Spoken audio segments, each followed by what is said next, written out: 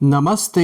हर हर महादेव। दोस्तों, आप सभी का मिस्टिकल रीडिंग 999 में मैं बहुत बहुत स्वागत करता हूं। एंड आई होप आज का दिन आपका बहुत अच्छा जाए। A very good morning to all of you. कैसे हैं आप सब?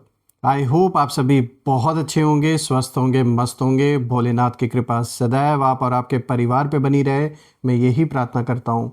तो चलिए दोस्तों, इस नई रीडिंग की शुरुआत करते हैं। हर बार की तरह ये भी एक general, collective and timeless reading होगी और आप इसे कभी भी सुन सकते हैं। जितना रेजोनेट करे उतना ही एक्सेप्ट करें, बाकी का जाने दें। तो चलिए इस रीडिंग को शुरू करते हैं। उससे पहले हीलिंग आप सभी लोगों के लिए। हे भोलेनाथ, जो भी मेरे व्यूवर्स इस वीडियो को देख रहे हैं, जहाँ से भी देख रहे हैं, उनके अराउंड जो भी नकारात्मक ऊर्जा है, जो भी नेगेटिविटी है, वो इसी वक्त वापस अपने ओरिजिन पे लौट जाए। All the negative energies around my viewers, please go back to the sender right away. All the negative energies around my viewers, go back to the sender right away. मैं भोलेनाथ से यही प्रार्थना करता हूँ कि सदैव आप और आपके परिवार के अराउंड एक ऐसी पॉजिटिव ऊर्जा, एक ऐसी छत्र छाया बनी रहे जिसमें कोई भी नेगेटिविटी प्रवेश ना कर सके। जीवन में धन, मान, सम्मान, सुख, समृद्धि से आपका जीवन भरा हो, किसी भी चीज़ की कमी ना हो और सबकी हेल्थ अच्छी बनी रहे। चलिए अब हम इस रीडिंग को शुरू करते हैं। लेट्स सी आज भोलेनाथ क्या कुछ रिवील करेंगे इन कार्ड्स के through. Dear divine, dear angels and sister, हे भोलेनाथ प्लीज़ गाइड करें जो भी मेरे व्यूवर्स इस वीडियो को देख रहे हैं, सभी बच्चों के लिए आप क्या मैसेज, क्या गाइडेंस देना चाहेंगे, प्लीज़ शेयर करें Bholenath. Divine angels and sister please guide करें।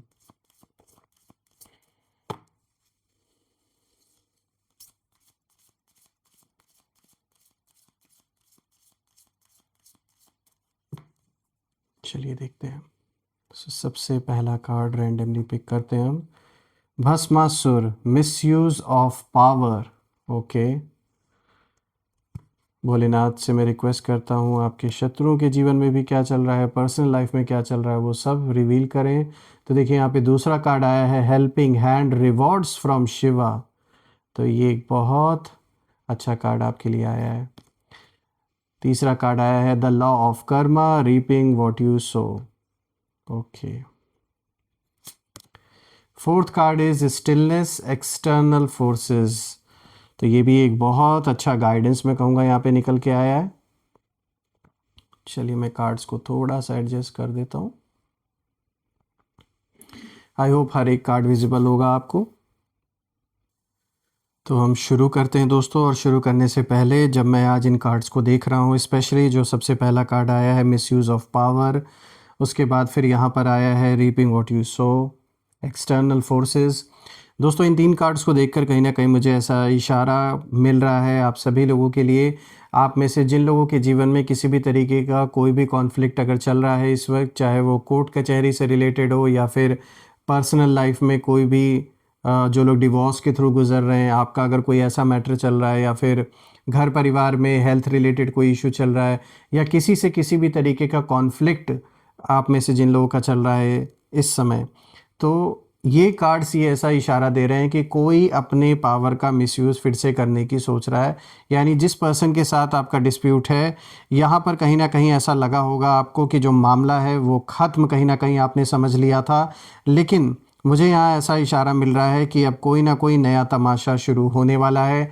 ये जो भी पर्सन आपके लाइफ में है, मेल फीमेल, जिनके साथ भी आपका इशू चल रहा है, ये साफ दिख रहा है कि जो भी धन इनके पास है, जो भी कनेक्शंस इनके हैं, ये उसका मिसयूज़ फिर दोबारा करने की सोच रहे हैं। तो कुछ ना कुछ खिचड़ी यहाँ पक रही है आपके खिलाफ़ और दोबारा से फिर से तमाशा किसी तरीके का करने की कोशिश यहाँ पर फिर से होगी। ये फिर से प्रयास ये करेंगे आपको कष्ट पहुँचाने का, दुख देने का, तो ऐसा इंडिकेशन मिल रहा है।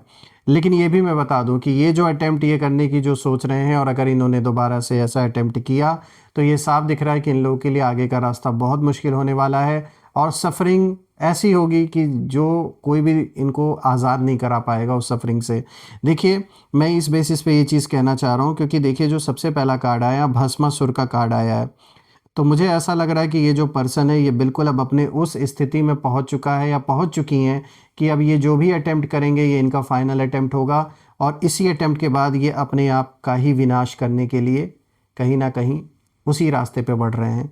देखिए यहाँ पे मिसयूज़ ऑफ पावर लिख के भी आ रहा है, और जब मैं इस कार्ड को देख रहा हूँ तो मुझे ये साफ दिख रहा है कि इन लोगों जो शत्रु हैं, आपके जो दुश्मन हैं, ये कार्ड कहीं ना कहीं उनके असली नेचर को दिखाता है। देखिए आपके आसपास कोई ऐसा व्यक्ति है इस समय जिसने पावर मिलने के बाद बैलेंस खो दिया। कहते हैं ना, जिसने कभी वो पैसा या वो पावर कभी जीवन में उसका स्वाद नहीं चखा और अचानक से उसको इतना मिल जाए तो उसका दिमाग तो ख़राब होगा ही। तो ऐसा ही कुछ इस इंसान के साथ है। ये जो भी आपके लाइफ में जो कनेक्टेड है, जिनके साथ भी आपका कॉन्फ्लिक्ट चल रहा है, साफ दिख रहा है कि इस इंसान को थोड़ा सा पावर क्या मिल गया, ये अपने बैलेंस से बिल्कुल आउट हो चुका है। पावर मिलने के बाद जो बैलेंस है ये इन्होंने खो दिया है, और ये जो पावर है ये पैसा हो सकता है, पोजीशन भी हो सकती है, इन्फ्लुएंस हो सकता है, या नॉलेज भी हो सकती है। देखिए इस व्यक्ति को लगने लगा है कि वो ना रूल्स से ऊपर है, ऐसा है इस इंसान को लग रहा है, ये जो भी है मेल फीमेल। और ईगो इतनी स्ट्रांग हो चुकी है इनकी कि इन्हें ये मतलब समझ ही नहीं आ रहा है कि वो अपनी ही आग में जल रहे हैं, और अभी जो ये करने की सोच रहे हैं इसमें ये अपना ही विनाश खुद ब खुद करने पर कहीं ना कहीं उसी रास्ते पर आगे बढ़ रहे हैं। ये जो इमेज है ये अपने आप में ही बहुत बड़ा एग्जाम्पल और बहुत बड़ा कह सकते हैं एक स्पष्ट रूप से यहाँ पे ये इमेज, ये कार्ड दिखाने की कोशिश कर रहा है। और भोलेनाथ भी इस कार्ड के थ्रू यही इशारा दे रहे कि ये जो भी पर्सन है जिसके साथ कॉन्फ्लिक्ट चल रहा है आपके जीवन में, ये अपने आप को ही भस्म करने में लगे हुए हैं। उन्हें ऐसा लग रहा है कि वो सुपीरियर हैं या उनके ऊपर कोई रूल काम नहीं कर रहा, लेकिन उन्हें नहीं पता जो अल्टीमेट रूल है यूनिवर्स का, उससे कोई नहीं बच सकता। वो तो इस दुनिया के रूल को सोच रहे होंगे ना कि मैं उस रूल से परे हो सकता हूँ अपने कनेक्शंस के थ्रू या पैसे के दम पर, लेकिन जो यूनिवर्स का रूल है उससे कोई पार नहीं आ सकता, क्योंकि यूनिवर्स इनसे घूस नहीं लेकर इनको छोड़ देगा, या इनके कनेक्शन नहीं है इतने पावरफुल हैं कि यूनिवर्स इनको छोड़ देगा। तो ये जो गलत फहमी में ये जी रहे हैं, गलत फहमी बहुत जल्द दूर होने वाली है इनकी। और इस इंसान का इस समय जो ईगो है वो चरम सीमा पर है। मतलब मैं आपको शायद वर्ड्स में एक्सप्लेन नहीं कर सकता, लेकिन ये साफ दिख रहा है कि ईगो बहुत है इस पर्सन के अंदर। ये एक नार्सिसिस्ट पर्सन है, और सिर्फ मेरा मेरा अपना, सिर्फ अपने बारे में सोचने वाला इंसान है ये। और ये जो भी हैं, महिला पुरुष जो भी हैं, साफ दिख रहा है कि ये मतलबी हैं, इनको सिर्फ अपने आप से मतलब है, और ये किसी के सगे नहीं है। ये भी एक सच्चाई है, ये दोगले इंसान है, और मतलब किसी के फेस पर कुछ और बातें करते हैं, आपके सामने कुछ और बातें करते हैं, दूसरों को कुछ और कहानियां बताते हैं। ये साफ दिख रहा है कि ये इंसान ट्रस्टवर्दी तो बिल्कुल भी नहीं है, और जैसे मैंने बोला ये दोगले भी हैं, प्लस इनका नेचर ऐसा है कि ये ना प्यार प्यार से मीठी मीठी बातें करके लोगों को अपनी बातों में फंसाने की कोशिश करते हैं, और एक बार ये किसी को फंसा लें तो फिर अच्छे से उसको मतलब उसके जीवन को ये हेल ये इंसान बना देता है या बना देती है। मतलब इस तरीके से घुमाते हैं, ये घुमाने वालों में से हैं, ये स्ट्रेट आंसर देने वालों में से नहीं है कि सीधा जवाब ये दे सके, क्योंकि सच्चे नहीं है, झूठे हैं, इसीलिए सीधा जवाब कभी नहीं दे सकते, घुमा घुमा के बातें करेंगे। और फंसाने में तो ये बहुत तेज़ है, ये तो साफ दिख रहा है। ऐसे ही नहीं ये विनाश करने पर, मतलब यूनिवर्स इनको उस ओर पुश कर रहा है कि अपना ही विनाश करने पर अब आ चुके हैं। इसके पीछे बहुत बड़ा रीज़न है कि इनके जो पाप का घड़ा है वो जैसे भर चुका है। देखिए दोस्तों, यहाँ पर ये कार्ड कहीं ना कहीं ये भी दिखा रहा है कि ये जैसे ये इंसान जो भी है, ये जैसे यही सोचते हैं कि मतलब ये अपनी ही दुनिया में रहते हैं, इनको ऐसा लगता है कि ये जीत चुके हैं और अब कोई भी इन्हें रोक नहीं सकता। मतलब ये अपने आप को ही एक झूठी कहानी ऐसा सुना के जी रहे हैं। जैसे मैंने बोला, नार्सिसिस्ट पर्सन है ये।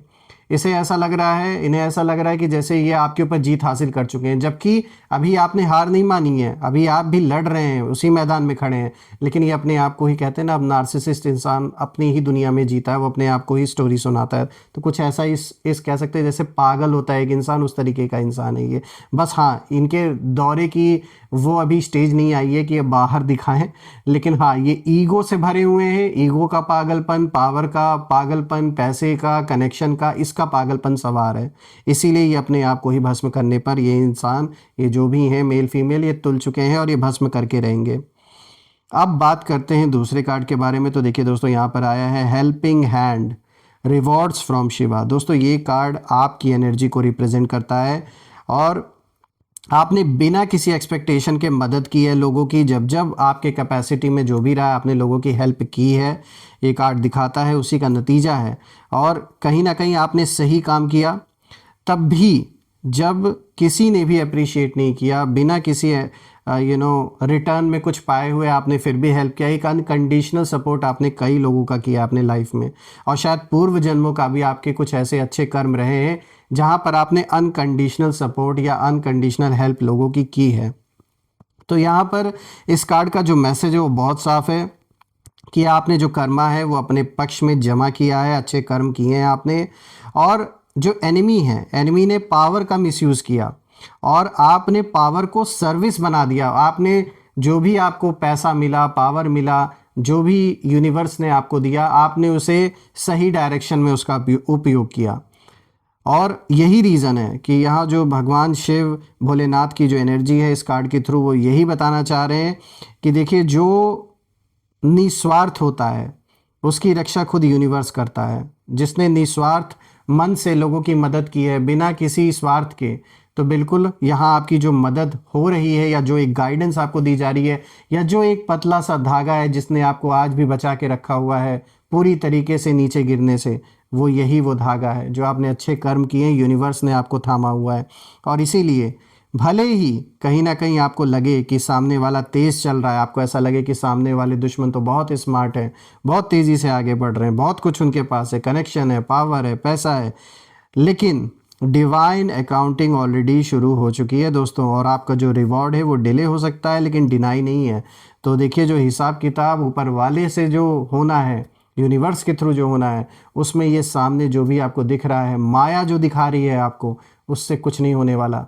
एट द एंड जो सच्चा है, सच्चा मन जिसका है, जीत उसी की होगी। चाहे कितना भी ये नाटक हो जाए, कितना भी ड्रामा ये चले, कितना भी ये फिर से कोशिश करें आपको प्रोवोक करने की, आपको फिर से फंसाने की, लेकिन एट द एंड मुझे यही दिख रहा है कि ये जो भी व्यक्ति है ये अपने आप को ही भस्म करने पे तुल चुके हैं, और ये अंत इन्हीं का होना चाहिए कितनी भी कोशिश कर लें। आइए अब बात करते हैं तीसरे कार्ड की। तो देखिए यहाँ पर आया है द लॉ ऑफ कर्मा। तो देखिए यहाँ पे मैसेज है रीपिंग व्हाट यू सो। तो देखिए, अब जो कहानी है, ये कहानी का टर्निंग पॉइंट आता है इस कार्ड को देखने के बाद, क्योंकि देखिए ये कार्ड सीधा एक्शन रिएक्शन की बात करता है।